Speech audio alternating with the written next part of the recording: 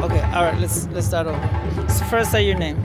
Greetings, my name is Reverend Dr. Mama Denise Graves. I give leadership to the Congo Square Preservation Society as the administrator and one of the spiritual leaders. The purpose of the Congo Square Preservation Society is to preserve the past to strengthen the future. So we keep the oral and practical traditions of the indigenous people of this land and the enslaved Africans brought against their will during the period of chattel slavery, and even after that was ruled illegal.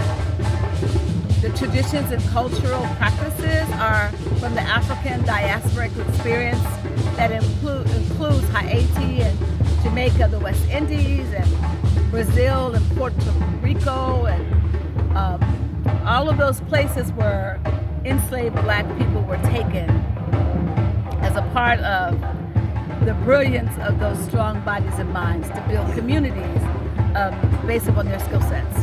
How old is the Congo Square? How long has it been going on? Okay, the Congo Square Preservation Society has been formally organized in this manner, and it was founded by Baba Luther Gray and Mama Jamila Peters Muhammad. And from that point on, it was a stepping stone for what those Africans and enslaved people and those indigenous people did. Drumming has happened in New Orleans, in this part, since the late 1700s.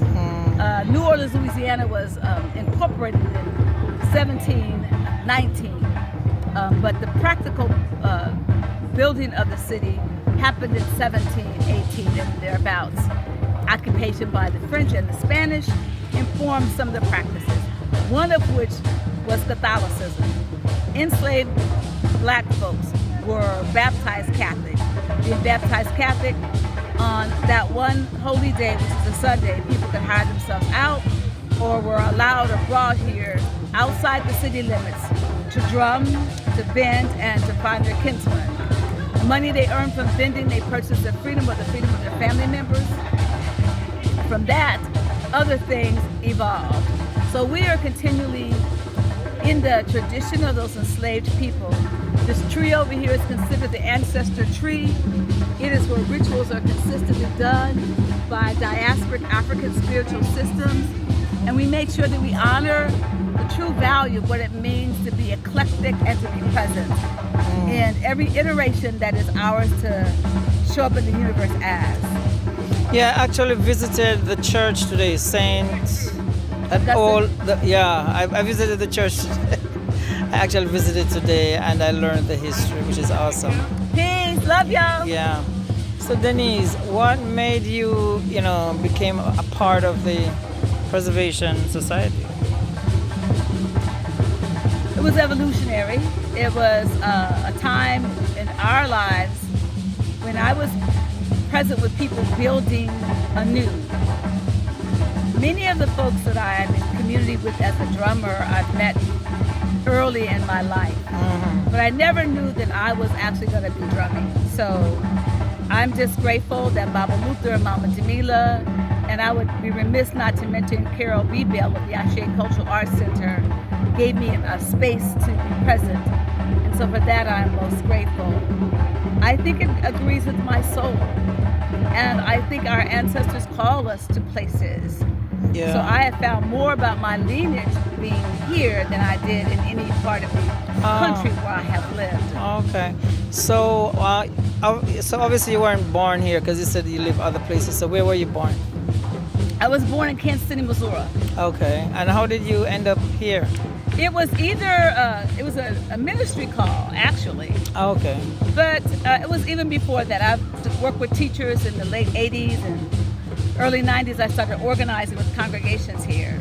Okay. And so I would have been residential if my mother hadn't gotten sick a lot earlier. But after Mom made her transition, it freed me up to make some other moves. Okay. And this was the most natural place for me to be. Okay. And you mentioned you recently came from Gambia and visited Gambia. I did. We went as a pilgrimage to the Gambia and Senegal. So we had an opportunity to lay our feet on places often talked about. Okay. We met people from Timbuktu as a real place with real people.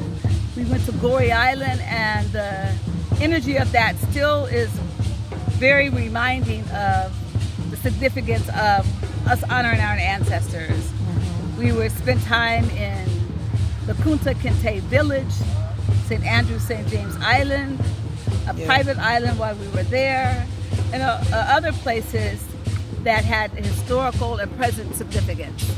So what would you say to a lot of African American people are living in the diaspora who don't understand the significance of visiting the homeland? I would say that whenever you go, your life will be changed. There's some aspect of you that you'll have a better perspective of.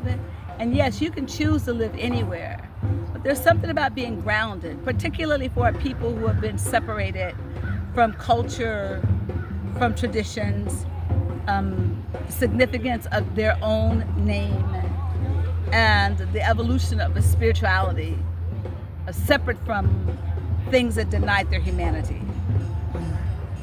Well, I want to I know this was like an impromptu, but I want to thank you very much for just speaking with me and just sharing some of the background of the Congo village. And it's so fitting, the Congo village.